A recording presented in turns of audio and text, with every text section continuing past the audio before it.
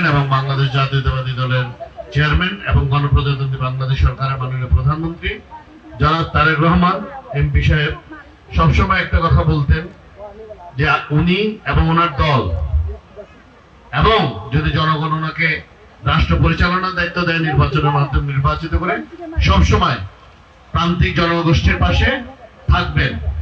আপনারা দেখেছেন যখন আমরা বিরোধী দলও ছিলাম আমরা কিন্তু ব্যক্তিগত উদ্যোগে এবং দলের উদ্যোগে আমরা সব সময় যে কোনো প্রাকৃতিক দুর্যোগে দেশবাসীর পাশে থাকার চেষ্টা করেছি।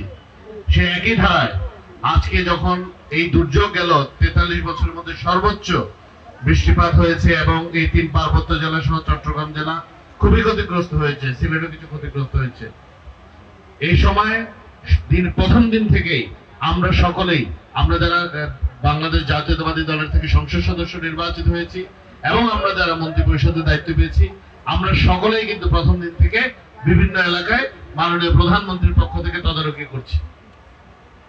একইভাবে এই যে বিভিন্ন আপনাদেরকে সাহায্য সহযোগিতা দেওয়া হচ্ছে, আশ্রয় কেন্দ্র খোলা হয়েছে, সেখানে সার্বিক তত্ত্বাবধান করা হয়েছে, নিরাপদে নেওয়া হয়েছে এবং 2 তারিখ থেকে এই সরকারের সতর্কতামূলক ব্যবস্থা নেওয়ার কারণে অনেক জানমালের ক্ষতি থেকে কিন্তু আমরা বেঁচে গেছি, তাহলে আরো বেশি ক্ষয়ক্ষতি হতো।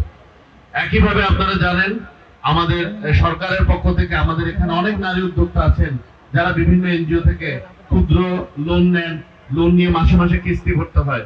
আমাদের সরকারের পক্ষ থেকে যোগাযোগ করা হয়েছে ন্যূনতম 1 মাসের কিস্তি যেন মওকুফ করে সুদ সহ, এবং আমরা চেষ্টা করছি এটা যাতে আরেকটু বৃদ্ধি করা যায় যাতে আপনারা আবার ঘুরে দাঁড়াতে সহযোগিতা পান এবং ঘুরে দাঁড়াতে পারেন।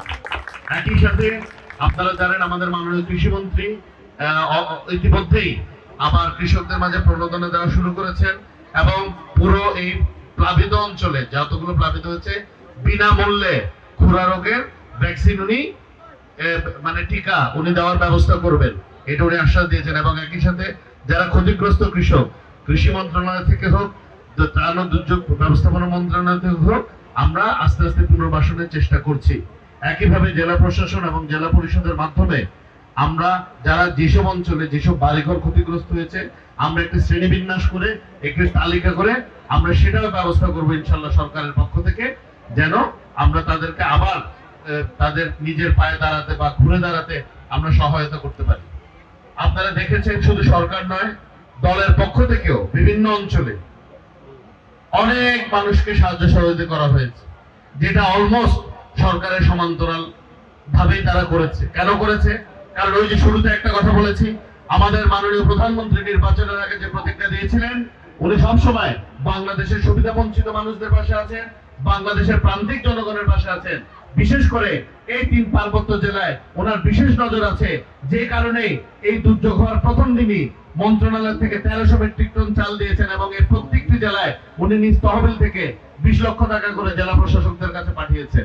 এছাড়া অন্যান্য প্রণোদনা তো বিভিন্ন মন্ত্রণালয় থেকে আসছেই। একটা জিনিস আমাদের মনে রাখতে হবে, উনি যে রংধনু জাতি গঠনের প্রত্যয় ব্যক্ত করেছেন এটা সরকারের পক্ষে শুধু একলা সম্ভব না, এমপি মহোদয়ের পক্ষে একলা সম্ভব না, আমার পক্ষে একলা সম্ভব না। এটা আমরা সকলে মিলে এই অঞ্চলকে সমৃদ্ধ করতে, এই অঞ্চলের সকলের উন্নয়ন নিশ্চিত করতে, এই অঞ্চলের সকল গোষ্ঠী পাহাড়ি বাঙালি সকলের জীবনমান উন্নয়ন করতে আপনাদেরও সহযোগিতা লাগবে, আপনাদেরও ঐক্যবদ্ধ প্রচেষ্টা লাগবে। তাহলে আমরা আবারও যে আমাদের বাংলাদেশের হারিয়ে যাওয়া গৌরব, আমাদের বাংলাদেশের যে আমাদের যে গ্লানি, এগুলা কাটিয়ে উঠে আমরা আবার একটি আত্মনির্ভরশীল স্বনির্ভর ও সমৃদ্ধ বাংলাদেশ গড়তে পারবো। এবং এই বিশেষ করে বাংলাদেশের মধ্যে এই 3 পার্বত্য জেলাকে সবচেয়ে সমৃদ্ধ জনপদে আমরা ইনশাল্লাহ পরিণত করতে পারবো যদি আমরা সাহায্য করি। আমাদের সুযোগ এমপি মহোদয়রা আছেন, ওনারা সার্বক্ষণিক সরকারকে আপনাদের এলাকার অবস্থান সম্পর্কে জানাচ্ছেন, অগ্রগতি দিচ্ছেন।